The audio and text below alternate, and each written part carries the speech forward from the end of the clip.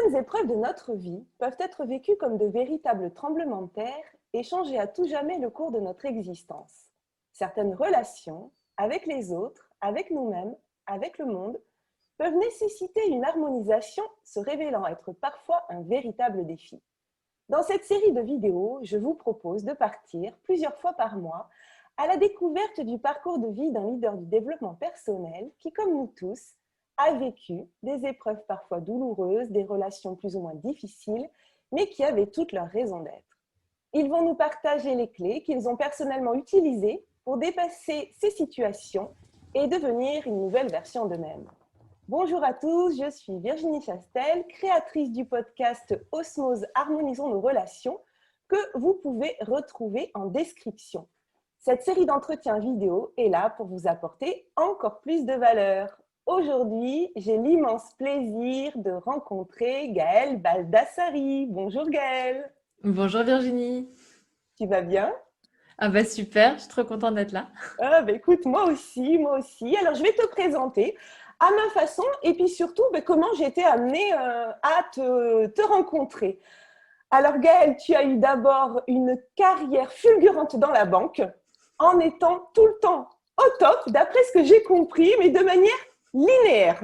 Et tu as fini par expérimenter le burn-out comme beaucoup de personnes. Donc, je pense que ça va parler à beaucoup de personnes. Et aujourd'hui, eh bien, tu as quitté la banque, tu es experte en cycle menstruel et tu as créé Kiffe ton cycle pour permettre aux femmes de surfer sur la vague, comme tu dis, la vague de leur cycle menstruel. Alors là, ceux qui ne te connaissent pas, ils vont se dire de quoi elle parle. Donc, je vais décrire en fait en quelques mots déjà les différentes possibilités que tu as dites, que les femmes avaient de vivre leur cycle menstruel avec cette métaphore de la vague et de l'eau, puisque tu es bretonne et que tu aimes bien prendre ces petites images en rapport avec la mer. Alors, tu dis que les femmes, elles ont trois choix. Soit elles peuvent boire la tasse et subir leur cycle, soit elles peuvent décider de se mettre sur la plage, de regarder de loin, de ne pas trop vouloir en entendre parler, parce que des fois même leur cycle ne les dérange pas, mais elles ne l'utilisent pas non plus. Et puis la troisième solution que tu proposes, c'est d'apprendre à surfer sur cette vague pour en faire un vrai kiff, de l'utiliser et de s'appuyer dessus pour aller jusqu'au bout de nos objectifs, qu'ils soient personnels ou professionnels. Est-ce que c'est fidèle à ta vision des choses? C'est super bien résumé. Ouais, carrément. Juste quand je dis se mettre sur la plage, c'est surtout en bloquant son cycle, tu sais, c'est Ah, le fait d'accord, de ouais. prendre des hormones, etc. Voilà, cette deuxième Ok, expérience possible proposée par la société, c'est plutôt de bloquer le cycle et effectivement de le d'accord. mettre à distance de nous. Parce que même Ouais. si, tant qu'il fonctionne, Hmm. même si on n'a pas appris à le surfer, on peut être dans l'eau tranquille, voilà. Ouais, mais tu fais bien de préciser ça parce qu'effectivement, tu vois, j'avais pas saisi cette nuance. Et effectivement, mais c'est vrai qu'il y a des fois, le cycle, on l'arrête ou avec des hormones ou on le bloque. Et toi, tu présentes vraiment ce cycle comme un coach interne, en fait, un cycle écologique qui finalement peut permettre d'éviter l'épuisement. Et pour ça, tu as créé tout un environnement, on pourrait même dire un mouvement, Kiffe ton cycle, où tu as écrit un livre, tu as des programmes en ligne. Alors, tu en as deux, Kiffe ton cycle et Kiffe tes premières règles, c'est ça? Oui, c'est ça. Kiffe Ouais, ton cycle pour les femmes et kiffe tes premières règles pour les jeunes filles à partir de 10 ans. bah, super. Donc, Et puis, tu as créé un réseau d'ambassadrices qui s'appelle Kiffe ton cycle. Et ces ambassadrices, elles animent des ateliers, c'est ça, partout en France, que tu dis c'est ça. expérientiel, fun et attractif. C'est exactement ça. Et tu as organisé, parce qu'il n'y a pas que ça, tu es l'organisatrice des sommets du cycle menstruel, puisqu'on arrive déjà, je crois, à la 5e édition, c'est ça? C'est ça, ouais, Qui aura la lieu du cinquième 8 au édition. 14 au novembre, 8 au 14 novembre, sur la thématique, cette fois, de la puberté. Tout à fait, mais tu es très bien renseignée. Ah oui, oui. Quand je prépare les interviews, je me renseigne parce que je trouve que voilà, j'aime bien présenter mes invités et surtout, tu vois, j'aime bien les présenter de la façon de ce qui a résonné en moi. Et justement, tu vois, ça me permet, comme tu l'as fait tout à l'heure, des fois de lever des petites erreurs d'interprétation, des petites choses comme ça Tu sais, c'est quand on explique qu'on voit si on a bien compris. Clairement. Donc, il y avait des petites choses que je n'avais pas bien compris et comme ça, c'est rectifié. Alors, nous, on ne s'est jamais rencontrés physiquement. Je t'ai découverte grâce à des amis communs qui sont étudiants de l'Académie Zéro Limite, comme toi et moi. Moi, je suis rentrée donc dans l'Académie Zéro Limite de Martin Latulippe cette année, dans la cohorte 2020. Et toi, je crois que c'était il y a 4 ans, non 4 ans, 2018. 2018, il y a 2 ans. Voilà. Et grâce à ces personnes-là, on m'a parlé de Gaëlle, de son sommet, de Kiffe ton cycle, parce que ce n'était pas encore arrivé jusqu'à mes oreilles et je suis ravie de t'avoir découverte par ce biais-là. Alors, merci infiniment d'avoir accepté mon invitation et d'être présente aujourd'hui bien pour partager avec moi ta vision de l'écologie relationnelle, puisque moi, j'aime parler d'écologie parce que la qualité de nos relations, finalement, elle est aussi importante que celle de l'air que nous respirons. Et cette écologie relationnelle, pour moi, c'est un ensemble, un écosystème qui comprend les relations avec nous-mêmes, les relations avec les autres et les relations avec le monde. Et dans cette relation avec le monde, eh bien, moi, je vois aussi en face de moi une jeune femme épanouie, souriante, qui dégage la joie de vivre. On a l'impression que tout lui réussit, que les relations sont harmonieuses dans toutes les sphères de ta vie. Mais est-ce que ça a toujours été le cas ou est-ce que tu as vécu des épreuves par lesquelles tu as dû passer et qui font que tu es la femme que tu es aujourd'hui? Voilà la question d'introduction. Déjà, c'est pas le cas. Et pourtant, je le dis, je le martèle sur les réseaux sociaux et tout le monde s'entête à penser que tout va bien pour moi. Et j'essaie d'être transparente. Je fais quand même des posts Mais oui, bien qui sûr. font beaucoup de C'est vues un où peu je montre. provoquant ma question, hein. Ouais, C'est c'est parce ça. que, Non, mais c'est tu sais, clairement. souvent on a l'image des gens qui, dans le développement personnel, tout va bien. Déjà, effectivement, comme tu dis, c'est pas le cas, donc ça te Non. permet voilà, de le dire. Et puis surtout, peut-être qu'aujourd'hui, tu as quand même une façon de gérer les choses qui sont dues ou grâce à des choses que tu as vécues par le passé. Et Bien sûr. voilà, Ouais. si on peut revenir sur ces Non, en fait, moments. on va revenir dessus avec grand plaisir, mais juste, j'aimerais poser ça, c'est qu'aujourd'hui, la différence avec avant, c'est que je mets moins de temps à revenir dans quelque chose de positif pour moi, mais je continue à galérer, comme vous tous, je pense. Je crois plus du tout aux personnes qui galèrent, pas du tout. Bah, en tout cas, moi, j'y crois pas et c'est pas ma vie. Donc, ma vie, c'est que voilà, je continue à m'ajuster au quotidien, à avoir des zones de tension, des zones de tension avec moi-même, avec les autres, avec mon environnement. Et puis, c'est comme de la négo permanente et c'est OK pour moi, hein, je suis bien avec ça. Mais donc voilà. Et oui, non, non, j'ai clairement pas eu une, une vie entre guillemets facile dans la relation, hein. Moi, c'est drôle, je le revis un petit peu en tant que maman et ça me blesse quand je vois ma fille revivre des choses que j'ai pu vivre. Mais voilà, enfant, je faisais partie des enfants. C'est une tranche un peu grise, ce qu'on voit pas vraiment, dans le sens où j'avais pas vraiment beaucoup de copains et de copines. Je me sentais isolée, je me sentais très isolée, mais j'étais pas le bouc émissaire non plus, etc. J'étais un peu le truc à côté qui se balade, qui va de groupe en groupe, mais qui est jamais hyper intégré. Et puis ça me faisait peur de m'intégrer parce que j'avais peur de du coup perdre ma liberté. Donc en fait, voilà, j'étais cette espèce de truc, mais un peu triste quelque part, enfant dans les relations, parce que j'avais aussi. Alors j'ai eu des amitiés très fortes avec une personne, voilà, mais dès que cette personne avec qui j'étais en amitié n'était pas là, ben, je me sentais vraiment toute seule, quoi. Et du coup, voilà, à côté, en marge du groupe, pas celle qui se fait repérer et qu'on va embêter, mais juste celle qui est là, mais qui n'est pas vraiment là, quoi. Et j'en ai souffert, j'en ai beaucoup souffert étant petite. Ouais, je pense Parce que... qu'on beaucoup d'adultes se rappellent de ces. Alors, il y a des adultes qui effectivement étaient leaders de groupe et tout le monde les appréciait. Et puis, il y a certaines personnes, je pense, qui effectivement ont ce souvenir d'enfance où ça peut être compliqué, les relations, et où finalement, on ne sait pas comment faire, en fait.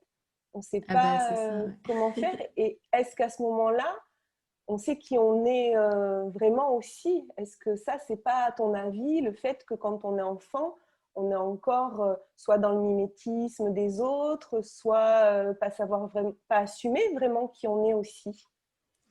Ouais, je me suis jamais vraiment posé cette question. Moi, l'analyse que j'en ai faite a posteriori, c'est que ce système de classe par groupe d'âge me convenait pas. j'avais une façon de penser qui pouvait faire que j'étais plus à l'aise avec des plus âgés. Et, euh, et donc, en fait, dès que je me retrouvais dans un groupe classe, à la fois, j'avais envie d'aller connecter avec eux parce que je me disais, c'est dommage d'être toute seule. Et à la fois, je m'emmerdais profondément dans les relations qui se présentaient à moi. Donc, j'écoutais quelques minutes et puis je m'éloignais. Et du coup, je ne rentrais pas dans le jeu du processus social qui fait qu'on s'intègre. Et pour moi, c'est plutôt ça qui a été problématique, c'est l'environnement scolaire, on va dire. Parce que dès lors que je sortais de l'environnement scolaire et que j'étais dans des environnements multi-âges, je revivais pas la même chose. Mm. Donc, donc ça a été plutôt ce côté-là. Moi, de toute manière, ma scolarité a été un calvaire, clairement, dans tous les sens du terme. Non, mais Et donc, je te comprends parce que moi qui ai enseigné pendant 15 ans, je vois tout à fait effectivement ces enfants qui se sentent pas à leur place en fait. C'est pas le bon endroit pour eux pour s'épanouir et pour se révéler. Et c'est dommage. Et moi, j'ai beaucoup travaillé avec des classes multi-âges aussi pour ça, pour que l'enfant puisse évoluer à son rythme et pas forcément au rythme qu'on lui demande en fait, de le mettre bah ouais, déjà c'est dans ça. des cases. Donc voilà, dès que j'ai pu sécher les cours, j'ai séché énormément les cours, ce qui m'a Bravo! permis de regarder de la liberté. J'en parlais encore avec ma maman hier soir et elle trouve ça génial que je l'ai fait. Enfin, je sais pas si le terme génial, c'est peut-être pas le bon, mais en tout cas, elle comprend Oui, aujourd'hui que j'ai pu avoir besoin de le faire. Et moi, j'étais assez loin dans ma réflexion, mais je pense que je serais plus de ce monde aujourd'hui si j'avais pas pu sécher les cours, d'accord. Ouais. parce que c'était ma seule respiration, ma seule liberté. Et c'était un calvaire pour moi de rester à écouter des cours, soit qui m'ennuyaient parce que ça allait pas assez vite, soit qui m'ennuyaient parce que ça allait trop vite. Bref, il n'y avait jamais rien qui était OK. Ouais, et Donc, ça, je pense qu'effectivement, on l'oublie aussi que le but, enfin, le premier but de la vie, c'est quand même d'être heureux. C'est pas forcément d'apprendre, et donc c'est une prof quand même qui dit ça. C'est pas forcément d'apprendre un savoir académique qui, comme tu le dis, peut aussi mener des jeunes et des enfants à des situations dramatiques, quoi. Donc c'est ouais, après, voilà, moi je pense que ce qui m'a sauvée, c'est de jamais avoir perdu l'envie d'être heureuse. Donc en fait, dès que j'ai pu, et puis comment dire, ce qui m'a sauvée aussi, j'ai ma bonne bouille entre guillemets, tu vois, on me donne le bon Dieu sans confession, donc c'est ce que m'a toujours dit, tu vois. oui, Et donc oui. quelque part, quand je séchais les cours et que je racontais des mensonges gros comme moi, ça passait crème, quoi. Et donc, Comme quoi, toujours garder le sourire, hein, ça peut servir. c'est clair. Ah non, mais c'est clair que voilà. Et c'est vrai que je dirais que moi, au fond de moi, j'ai toujours cherché à être en marge, c'est-à-dire, ok, je donne le change pour que la société me prenne pas la tête, pour qu'on me saoule pas, etc.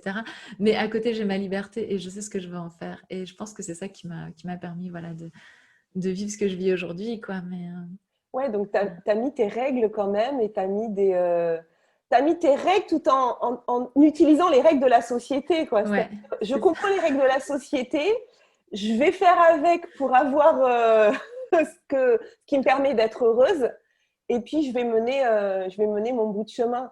Et C'est euh, et exactement ça. et t'es arrivé dans la banque pour quelle raison? Parce que a priori, hein, avec tous les a priori qu'on peut avoir sur la banque, je ne sais pas si c'était le meilleur moyen pour trouver son bonheur, mais peut-être tu vas m'enlever Alors, moi, je une fais tout de suite croyance. un teasing et un disclaimer. J'ai juste surkiffé ma carrière dans la banque. Donc, vraiment. Alors, je suis arrivée comment dans la banque? Mais complètement par hasard. En fait, je faisais des études de biologie en cours du soir parce que j'ai commencé à travailler jeune. Je travaillais la journée et du coup, je faisais mes études le soir. Et j'étais en doc de biologie. Et un jour, j'ai vu un prof. J'étais dans l'amphi. Et j'ai vu un prof, tu sais, avec des feuilles toutes jaunes, toutes vieillies, qui faisait le même cours depuis des années. Et les redoublants étaient capables de dire au mot près ce qu'il allait dire, tu sais. Et j'avais des redoublants juste derrière moi. Et je me suis dit, mon Dieu, je ne vais pas finir comme ça. Et donc, je me suis dit, bon, ok, la fac, ça prépare qu'à deux choses, être chercheur, mais on a tellement peu de chances d'y arriver et je ne pensais pas avoir l'énergie pour me battre, entre guillemets, pour ça. Ou être prof, et je regardais ce prof et je me disais, oh là, il comprend rien au monde et je ne comprends rien à ce qu'il ne comprend pas. Bref. Ouais, Et à ce moment-là, je me suis dit, en fait, je vais aller voir le monde. J'ai envie de comprendre comment il fait l'argent, j'ai envie de comprendre la source des choses. d'accord. Et le papa de mon petit ami à l'époque était chef d'entreprise et m'a dit, écoute, je te prends comme commercial en CDD pendant 2 mois. tu vas aller voilà, vendre des plantes. Donc, j'ai vendu des plantes pendant 2 mois et j'ai adoré cette expérience. Et je me suis dit, ah là, je commence à toucher un peu le cœur de l'économie, de ce que ça veut dire de vendre, etc. Je trouvais ça intéressant. Et je me suis dit, je vais faire un BTS Action Commerciale pour voir, voilà, pour poursuivre cette expérience. Et comme j'avais commencé à travailler, que je vivais plus chez mes parents, je cherchais en alternance. J'ai trouvé plein d'entreprises qui étaient prêtes à me prendre, parce que j'avais déjà pas mal d'expérience derrière moi, puisque je travaillais déjà. Et, j'ai postulé à la banque complètement par hasard. Dans un salon, j'ai déposé mon CV comme ça. D'accord. Et pour te raconter l'histoire, j'avais signé un contrat avec une SS2I. Enfin non, j'avais pas signé le contrat avec la SS2I. J'avais un accord d'une SS2I pour rentrer chez eux. Je savais même pas ce que c'était qu'une SS2I à l'époque. Mais trop contente d'avoir trouvé une entreprise. Et je reçois une lettre de la BNP qui me dit que je suis convoquée à un entretien. Donc, on est d'accord que je n'ai pas le poste. Hein. Ouais. Et je ne sais pas pourquoi, j'ai appelé la SS2I en disant « Bon, je suis prise par la BNP, désolée, au revoir. » Je suis arrivée à la BNP, on était 20 ou 30. Ouais, on était nombreux. Hein. Et en fait, ils nous T'as disent gagné, quoi. non, mais ouais, et puis ils nous disent « On n'a pas de poste pour vous. » Tous les alternants ont déjà été recrutés, mais on voulait voir si on loupait pas une opportunité d'avoir quelqu'un d'intéressant. Donc là, je me dis waouh. Et j'étais prise. Et en fait, et mon papa qui avait travaillé beaucoup dans la banque, il m'a dit écoute Gaëlle, c'est le meilleur endroit pour faire tes études, ça va pas être prise de tête, tu vas avoir des avantages, bref. Il m'avait un peu vendu le truc et du coup je suis rentrée, mais alors complètement par hasard là, mais très contente d'y être. Hein. Ouais. Voilà, je t'ai pas. Oui, tu avais envie de découvrir le monde du travail, tu le connaissais déjà, mais tu avais envie de Ouais. découvrir un autre monde et tout ça. Donc, c'est la curiosité finalement, enfin, cette envie de découvrir C'est la ça. vie et découvrir, pas rester sur un seul angle de vue qui t'a emmené là. C'est ça, et puis j'arrivais dans la zone où j'allais enfin pouvoir comprendre d'où venait la genèse de l'argent et tout, donc j'étais assez contente de tout ça en fait. Et tu avais quel âge à ce moment-là? 20 ans. D'accord. Ouais, 20 ans donc parce que c'est j'ai ça. déjà fait 2 ans d'études supérieures avant, donc voilà. Et ça a duré combien de temps alors cette Ah carrière dans la alors banque? ça a été en 2 étapes. Donc la première, j'ai fait mon BTS chez eux, 2 ans. Ensuite, j'ai été recrutée par la BNP. Alors je voulais pas, je voulais faire autre chose. Et puis ils m'ont proposé, comme on dit, des conditions qu'on ne peut pas refuser. Voilà. Mais vraiment en plus, parce qu'ils avaient trouvé que j'étais un bon élément. Donc du coup, j'ai accepté ces conditions que je pouvais difficilement refuser, avec la promesse que j'allais être formée, continuer d'être formée. Donc ça, c'était génial pour moi parce que c'était mon objectif. Et puis, donc j'ai travaillé 4 ans à la BNP. Au bout de 4 ans, je suis partie. J'avais des grands rêves dans la tête déjà. Je me disais que je voulais faire des choses. Et je suis partie à HSBC pour un changement. Tu sais, en fait, tu fais des changements pour gagner en salaire, quoi, bêtement. Et en fait, ça a été l'horreur absolue. Ah. Mon directeur était un monstre. Je le dis, hein, vraiment, je le pense. S'il me regarde aujourd'hui, je l'assume totalement. Mais je pense qu'il ne se souvient pas de moi. Mais c'était un monstre. Il disait des choses horribles. Il a harcelé une C'était femme un parce qu'elle était monstre enceinte. et en même temps, tu vois, moi, je me dis, et suite aussi aux différentes entrevues que je fais, qu'il y a certaines personnes qu'on rencontre dans notre vie qui peuvent paraître des monstres, mais qui nous font progresser, en fait, qui nous font avancer, un peu comme François Lemay adore dire, des anges déguisés en trous du cul. Ah ouais, c'est clair. Après, moi, j'ai pas eu de contact monstrueux avec lui. Donc, Ouais. c'est pas lui. Il y a C'est d'autres pas personnes lui, qui m'ont fait il y a plus d'autres avancer personnes comme qui ça. t'ont fait avancer. Lui, pas trop, parce qu'en fait, quand je dis c'est un monstre, c'est que du coup, l'agence respirait un truc tout pourri, quoi. Et, euh, et puis, euh, et puis, un truc tout bête, mais les personnes au guichet étaient racistes et faisaient des actes de racisme devant moi. Moi, j'ai D'accord. grandi à Sarcelles, en banlieue. Tous mes potes sont black, blancs, beurre, Ouais. chinois et tout ce qu'on tu veux. Ouais. Et donc, je me disais, mais c'est un truc de fou, quoi. Je peux pas. Et donc, j'avais honte de travailler dans cette agence. Ouais. Donc en fait, j'ai juste demandé à partir en période d'essai. Et donc, je me suis retrouvée, voilà, j'avais plus de travail, plus de copains, je m'étais séparée de lui un peu avant, D'accord, bon. et plus d'attaches. 25 ans, 7 ans d'expérience professionnelle derrière moi. Je me suis dit, bon, c'est le moment de prendre des vacances. Hein. Et donc, par de beaux hasards de la vie, il s'est trouvé que j'ai eu suffisamment d'argent entre les actions BNP qui étaient montées suffisamment, mon copain qui m'avait laissé un peu de sous en partant, etc. J'ai eu suffisamment d'argent pour me dire, bah, je m'offre 1 an à faire le tour du monde. D'accord. Donc voilà, donc, à la découverte du monde. Qu'est-ce que ouais. ce tour du monde t'a appris sur toi? Est-ce que tu en es revenu transformé? Ah oui, bah, un an toute seule avec mon sac à dos. Ouais, j'en suis rendue. Bah, en fait, déjà, ça a été la première chose, ça a été ce qui me suit encore dans ma vie aujourd'hui, c'est tremble puis ose. Ouais. Donc ça a été ça. J'ai tremblé, j'étais terrifiée à l'idée de partir toute seule avec mon sac à dos en Inde. Oui, Je commençais par l'Inde en plus. J'avais jamais voyagé, je parlais pas anglais, je parlais pas une autre langue d'ailleurs, je parlais français. Voilà. d'accord. Voilà.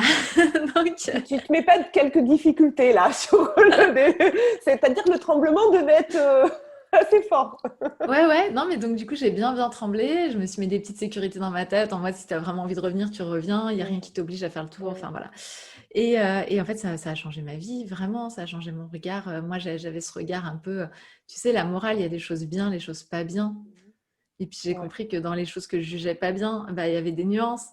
Et dans les choses que je pouvais encore ne juger pas bien, il y avait d'autres nuances. Et puis, je me suis pris claque sur claque parce que voilà, quand tu discutes avec des Indiens, voilà, tu discutes avec des gamins qui mangent, enfin, qui mangent pas à leur faim, quand tu discutes avec des gens qui ont pas un rond au sens européen du terme, mais qui Oui, ont une richesse absolument phénoménale dans le cœur. Quand tu te retrouves, moi, je me suis retrouvée avec des personnes qui ont fait des actes de bienveillance et de générosité impressionnants, alors que moi, j'étais juste comme touriste oui, et que eux, leur vie était... enfin, voilà, j'avais dans mes bagages plus que peut-être ils utilisaient dans le moi. Enfin, ouais. tu vois, j'ai vraiment connecté avec le fait que mon regard d'européenne sur Mm. ce qui est bien et ce qui est mal, c'était un regard bien européano-centré Ouais, ouais.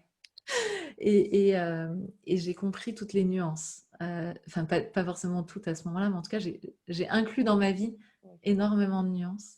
Donc plus de tolérance aussi sur. Ouais, la tolérance, je sais pas comment dire. C'est surtout la nuance du bien, du mal, tu vois. Ouais, ça amène à de la Ouais. tolérance, tu vois, mais c'est surtout, en fait, c'est comme si ça avait déconstruit toutes mes croyances Mm. de ce qui est bien, ce qui est pas bien. Je vais te donner des exemples pour qu'on comprenne, mais tu vois, la croyance sur le travail des enfants. Mm. Moi, j'avais une grande croyance, les enfants doivent surtout pas travailler. Et j'ai compris tellement de choses par rapport à ce que signifie le travail des enfants, à quel point ça les inclut dans la société, à quel point ça nous exclut, enfin, ça exclut nos enfants de notre société, de ne pas comprendre toujours ce qu'on fait, etc. Moi, j'ai passé 18 ans à me demander ce que faisait mon papa quand il allait au travail, parce Mm. que je voyais pas ce qu'on faisait derrière un écran toute la journée, tu vois, sans comprendre. Et du coup, il y avait cette connexion qui n'était pas faite. Et du coup, j'ai compris qu'il y avait différents types de travail des enfants. Il y a du travail des enfants qui correspond à la société et il y a un travail des enfants qui correspond à l'exploitation. Mm. Dans le but que justement ça soit de la main-d'œuvre pas chère et que les choses soient exportées. Et du coup, j'ai commencé à affiner, tu vois, mon regard sur OK, c'est quoi ce travail d'un enfant et dans quelle mesure nous, on a peut-être aussi fait une rupture un peu violente avec nos propres enfants, les empêchant d'accéder Oui. à une Oui, forme parce que de contribution. ouais, tu parles d'une différence finalement qui est culturelle, mais aussi une différence temporelle, parce qu'il y a 50 ans, en France, C'est ça. on n'était pas comme aujourd'hui par rapport aux enfants. Donc, il y a C'est ça, aussi. mais donc on a érigé un petit peu voilà, des barrières comme ça. Et je me suis rendu compte que peut-être qu'une partie de la perdition de certains ados vient aussi du fait que bah, à un moment, on est dans un âge où on pourrait contribuer énormément et puis on nous demande juste d'aller à l'école et puis Mm. d'apprendre parce qu'on va devenir les super contributeurs. Et sinon, on va dans des voies où du coup, elles sont déclassifiées. Enfin, tu vois, Oui, j'ai oui. rebattu un peu toutes ces cartes-là. Et ce qui peut créer un Donc, décalage où les jeunes ne comprennent pas à quoi ça va leur servir, ce qu'ils apprennent à l'école aussi. c'est ça. Et ce que j'ai découvert par la suite dans le concept du continuum pour les tout petits enfants, mais qu'on retrouve après, c'est que finalement, le fait que les enfants puissent découvrir quelle est la marche d'après, tiens, ils sont où ceux d'après et comment je peux contribuer à ça, c'est ça qui aide à leur épanouissement. Et nous, on a peut-être un petit peu vidé le sens de nos jeunes en séparant complètement le travail. Et tu vois, quand je dis ça, je sais qu'il y en a certains, peut-être que ça va choquer, mais moi, ça m'a vraiment sauté aux yeux parce que j'ai discuté avec ces enfants et que j'ai compris et que entre les enfants qui sont exploités, ça c'est terrible, c'est une infamie et c'est clairement exploité à notre profit. Là, je le dis à notre profit en tant qu'Européens Oui, qui utilisons bien sûr. ces choses-là. Et c'est pas utilisé au profit de la communauté dans laquelle ils vivent. Tu vois. Et Ouais. donc tout ça, voilà, il y a eu tellement de prise de conscience, ça c'en est une, mais parmi parmi tellement d'autres que ce tour du monde a été, oui, effectivement, un chamboulement majeur dans ma vie. Et, Et, et mais quand je tu es suis revenue dans la rentrée, banque. ouais. Parce que quand tu es rentrée, des fois, on entend, les gens disent, ouais, ça m'a appris plein de choses, une ouverture culturelle, tout ça. Et puis après, quand on revient dans son train-train quotidien d'Européens, tu sais, c'est un peu, on dit, oui, le confinement, ça va tout changer. Et puis finalement, oui et non, quoi. C'est-à-dire qu'il y en a certains qui sont repartis comme avant. Est-ce que quand tu es rentrée, vraiment, tu as senti que tu voyais plus le monde de la même façon et que tu ne pourrais pas revenir en arrière? Voilà, qu'il y avait des choses qui avaient changé, mais de façon définitive. Est-ce que tu Alors, l'as il y a des senti? choses, ouais, il y a des choses qui ont changé de façon définitive, puis il y en a d'autres où je suis revenue en arrière. Voilà, clairement, j'ai fait les deux. Ouais, Et oui, oui, j'ai senti que oui, j'avais changé. Après, bah, tu vois, je suis retournée travailler dans la banque. Alors, une banque qui avait du sens pour moi, puisque je suis retournée travailler au Crédit Coopératif. Et j'avais vraiment dans l'idée que c'était une banque qui contribuait plus au monde et qui contribuait moins à faire le bordel dans les autres pays. Mais c'était quand même une banque. En fait, c'est complexe parce que moi-même, j'ai l'impression d'être un paradoxe sur pattes, tu vois, entre bien sûr des prises de conscience et des envies de changer des choses, et puis en même temps, l'envie de déployer d'autres choses que je peux. Enfin, et oui. je suis un paradoxe sur pattes en permanence, tu vois, et je Ben, me c'est dis, tes dualités, mais je pense qu'on est beaucoup comme ça, avoir des dualités. Et le tout, c'est de pouvoir trouver effectivement une harmonie entre ces dualités et qu'elles puissent cohabiter. Donc, tu arrives à les faire cohabiter quand même? bah, moi, elles se parlent l'une l'autre, on Oui. négocie. Ah oui, il y a négociation, ok. Ah ouais, ouais, moi, je suis dans ma tête avec une vraie négociation, c'est assez drôle. Mais ça me va bien en fait, parce que j'aime bien être cette personne qui a un pied d'un côté, un pied de l'autre aussi. Mhm. Euh, parce que c'est parce que c'est moi en fait. Je pense que j'ai pas de certitude sur les choses. J'ai juste envie d'avancer à ma façon. Je suis sur Terre pour une expérience bizarre. En tout cas, c'est le sentiment que j'ai de cette expérience. Et j'ai envie de changer le monde. Mais ça depuis que je suis gosse en fait, tu vois. J'ai envie de laisser ma patte dans le monde pour le faire avancer dans une direction qui me semble être intéressante, mais en douceur. Enfin, pas en faisant une révolution, pas en violentant les gens, Oui. pas voilà, juste en plantant. Moi, j'adore changer le monde en plantant des graines, tu vois.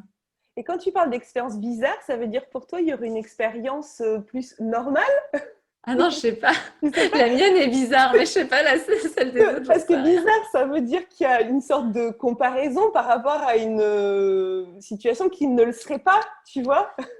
Alors la comparaison, elle se fait plutôt par rapport à ce que je pensais que les autres vivaient quand j'étais D'accord. jeune, tu vois, où j'avais Ok. l'impression que tout le monde vivait normalement et que moi j'étais là à me poser des questions pas possibles, à me dire mais est-ce que je vivrais pas dans la poubelle d'un extraterrestre immense? Est-ce qu'on n'aurait pas des trucs avec un espace-temps différent qui vivrait autour de nous? Enfin voilà, je me posais plein de questions étranges et j'avais juste l'impression d'être la seule à me poser ces questions. Bon, depuis j'ai rencontré d'autres personnes qui se les Voilà. posent, donc je me dis Et ton rapport justement avec les autres, tu disais tout à l'heure que quand tu étais enfant, en tout cas, tu connectais pas forcément avec les jeunes de ta tranche d'âge.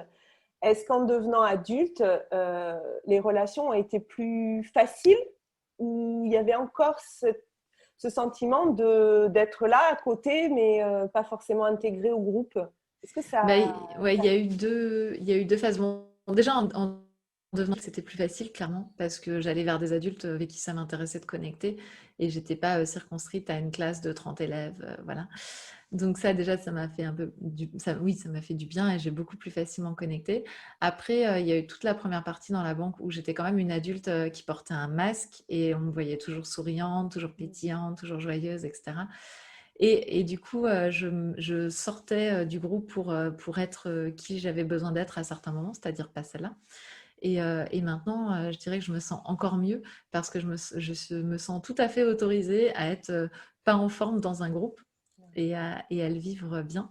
Donc voilà, non, non, moi maintenant j'aime bien. Après, oui, je suis toujours en marge d'un groupe. Enfin, je fais pas partie des personnes, en fait, en me connaissant, tu le disais tout à l'heure, peut-être que je me connais mieux, oui, je fais pas partie des personnes qui vont adhérer à une bande de 10 copains et qui vont jamais en sortir et Oui. qui vont tout faire avec eux. Ma valeur numéro un, c'est la liberté. Et dès que je sens que ma liberté, elle est un tout petit peu grappillée, Mmh. je fuis en courant. Donc j'ai besoin d'être dans des groupes ouverts, dans lesquels j'ai le droit de naviguer. Et je ne vais pas connecter à un micro-groupe en me disant celui-là me rassure, quoi. Ça, c'est Et ce vrai. que tu dis, enfin, moi je trouve ça intéressant dans le sens où tu dis que ta relation aux autres elle est importante aussi par rapport à ta relation à toi et de connaître tes valeurs. Et quand tu dis ma valeur première, c'est la liberté, ça veut dire qu'il ne faut pas que dire oui à l'autre, ça soit se dire non à soi. Ça, je pense que c'est quelque chose que tu partages. Non, mais c'est exactement ça. Et c'est vraiment et comment je me respecte moi dans cette relation, voilà, qui je suis moi dans cette relation aux autres et comment je me respecte. Et bien sûr que, en tout cas pour moi aujourd'hui, l'essentiel c'est de me respecter moi parce que je pense que c'est comme ça que je respecte l'autre qui est avec moi. Et bien sûr que parfois je fais preuve d'abnégation, hein, il n'y a pas de sujet. Parfois je vais faire passer l'autre avant moi parce que à ce moment-là, je sens que la personne en a besoin et que ça me fait aussi du Oui, bien voilà. de le faire, quoi. Euh, mais effectivement, ouais, je suis la personne la plus importante de ma vie. Ouais, mais ça, c'est important. Et justement, sur ta relation à toi et prendre soin de toi, parce que quand même, kiffe ton cycle, c'est quand même le summum peut-être de prendre soin de soi quand on est une femme, c'est-à-dire si on oublie ce qui se passe à l'intérieur de notre corps au niveau des hormones, au niveau de tout ce cycle qui revient, comme tu disais, comme une vague. À, à quel moment tu as commencé vraiment à prendre soin de toi? Est-ce que c'est à partir du moment où tu as découvert ce cycle écologique qui pouvait nous aider, ou est-ce que tu étais déjà dans une démarche de prendre soin de toi et ça, kiffe ton cycle, est arrivé après? Est-ce qu'il y a un Déjà, parallèle? je Est-ce suis qu'il toujours y a pas une la plus douée pour, succession? ouais, je suis toujours pas la plus douée pour prendre soin de moi. Donc, je me soigne. Ouais. Mais j'ai encore des grandes zones d'amélioration possibles. C'est à partir du burn-out, en fait. Moi, jusque-là, je me voyais comme un cerveau qui pense avec un corps qui agit en fonction des ordres que je lui donne et basta. Et comme j'avais eu la chance d'avoir un corps qui, à part le fait de me faire courir le 100 mètres très, très doucement, était plutôt à mon service. Voilà, j'avais toujours réussi à m'en sortir. J'étais pas hyper sportive, mais quand je faisais des aventures sportives ou des trucs, je m'en sortais toujours, j'y arrivais toujours. Donc, quelque part, j'avais toujours considéré mon corps comme une machine qui marche bien. Et ça m'allait bien comme ça. Et effectivement, le burn-out a fait qu'un matin, j'ai pas pu me lever. Et donc, là, je me suis dit, mince, j'appuie sur le bouton, ça répond plus. Ouais. Qu'est-ce qu'il me fait? Pourquoi il se rebelle? Qu'est-ce qui lui arrive? La machine est cassée et je pense qu'à ce moment-là, j'ai réalisé que j'avais pas du tout pris conscience que j'avais un corps, qu'on faisait alliance et que je voyais ça comme juste un outil, un véhicule, tu vois. Et donc, ça a été déjà la première prise de conscience. Mais je savais effectivement pas comment prendre soin de moi. Enfin, je Mm. prends conscience d'un truc, mais je sais pas qu'en faire. Et ouais, la compréhension du cycle menstruel m'a énormément aidée. Ça a été après la grossesse déjà. La grossesse, je me suis vraiment autorisée à la vivre dans les ups et dans les downs. Mhm. Vraiment, tu vois, ça a été une bonne initiation pour moi, hein, d'accepter de lâcher prise aussi. Et puis ensuite, effectivement, la connaissance du cycle me permet d'avoir une écologie plus importante que si je n'avais pas la connaissance du cycle, en fait. C'est-à-dire que je suis toujours pas au top. Tu vois, cet après-midi, je vais rencontrer une coach sportive parce que je sens que j'en ai besoin, que j'arrive pas à le faire toute D'accord. seule. Donc, je fais des petits pas vers moi, mais je suis toujours vraiment pas au top. Il y a des moments où voilà, je pousse encore la machine, mais grâce à la connaissance du cycle, eh bien, j'alterne entre des moments où je pousse la machine et des moments où je ralentis, ce que j'aurais pas pu faire si je connaissais pas ce cycle. Et puis tu t'es mis, je crois, un objectif par rapport à cette démocratisation du cycle, par rapport à ta fille, il me semble, c'est ça?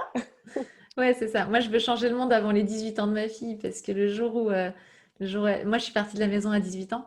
Donc, Oui. je me dis que peut-être potentiellement, elle aussi va s'envoler vers cet âge-là.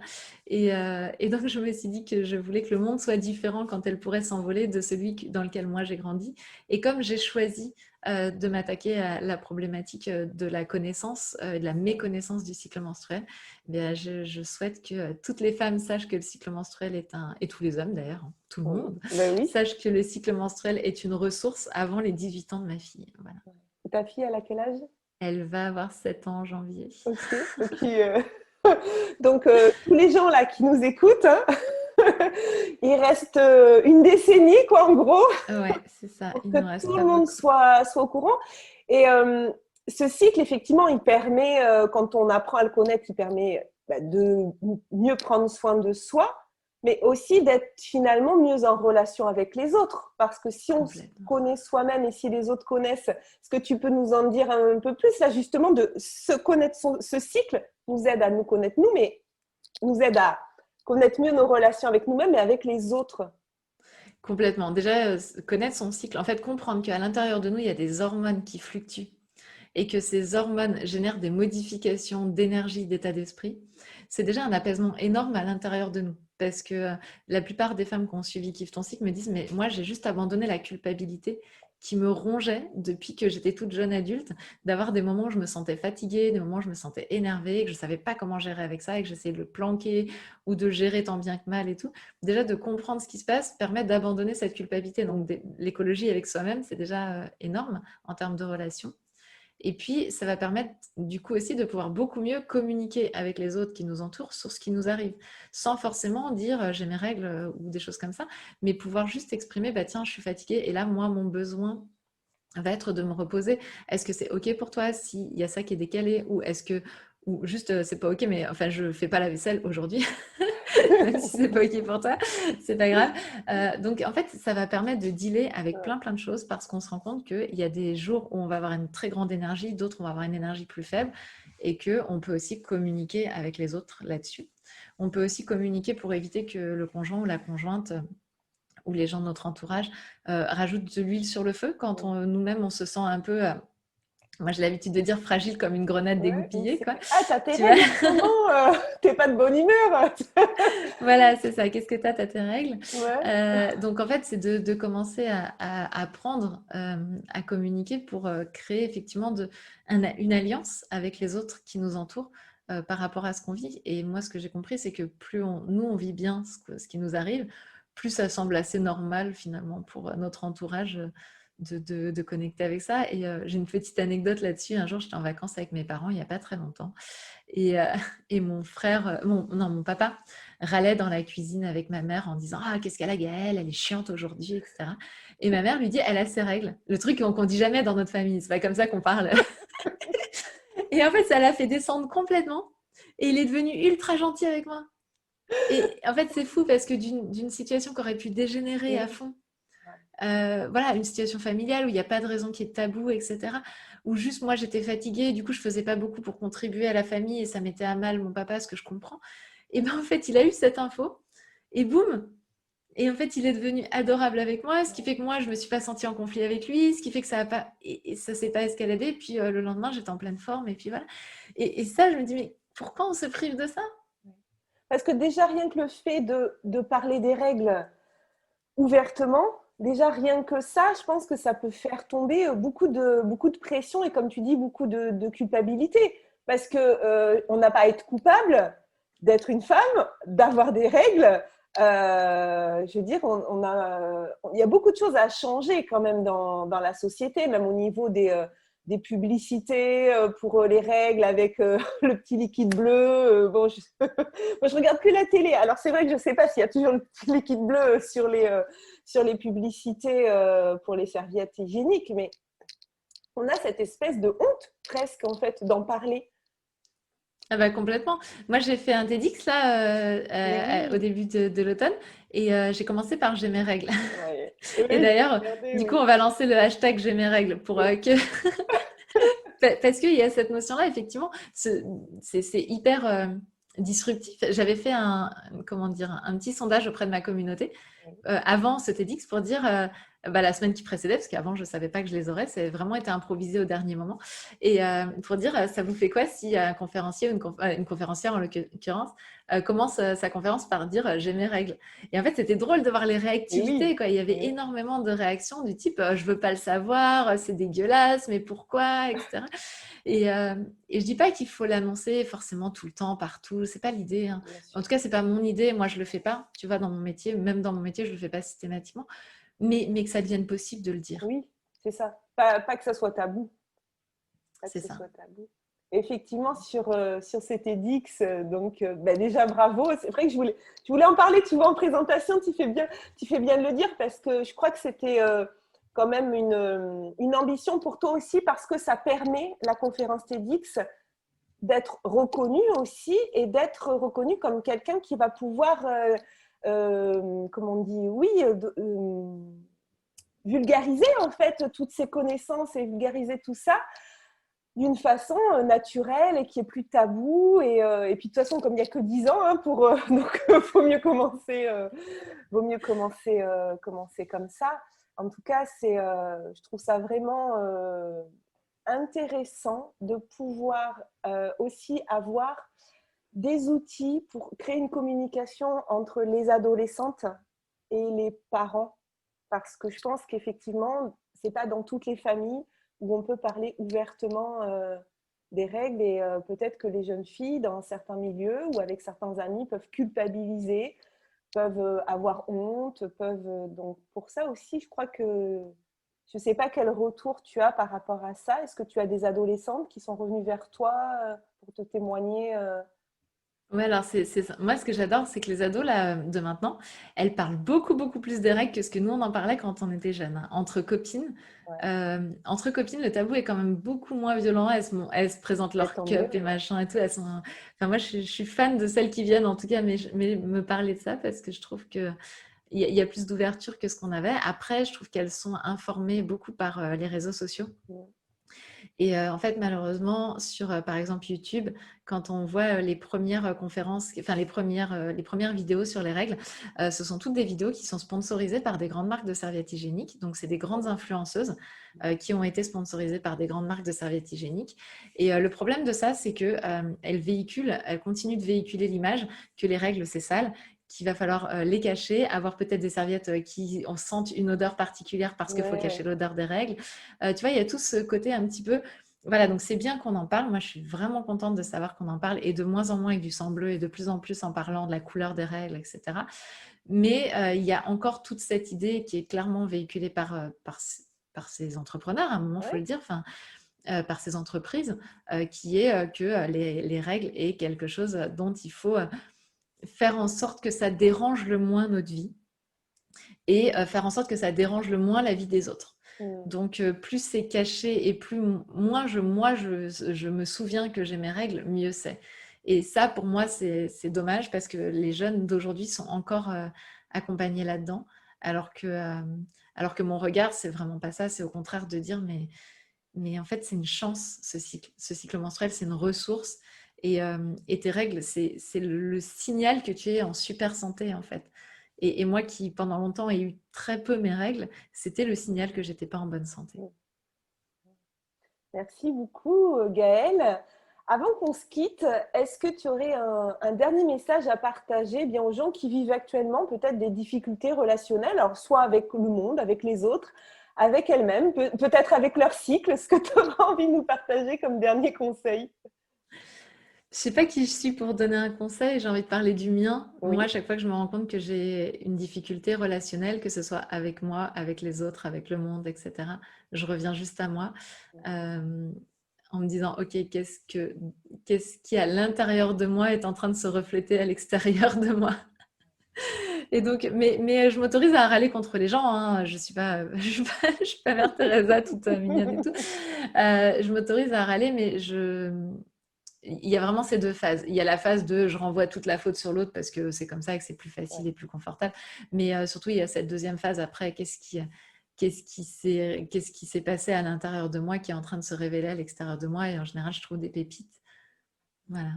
Et d'observer du coup, ouais, d'observer Ouais. l'extérieur pour revenir à soi. Et d'accueillir ce qui se passe à l'intérieur de moi dans mes tumultueuses pérégrinations mentales. Merci beaucoup, Gaëlle, de m'avoir accordé du temps et du coup de l'avoir partagé avec tout le monde. Je te souhaite une très belle journée et un très beau sommet pour le mois de novembre, le 5e sur la puberté. Je mettrai en description de cette vidéo les liens pour que vous puissiez aller vous inscrire pour assister à ce sommet.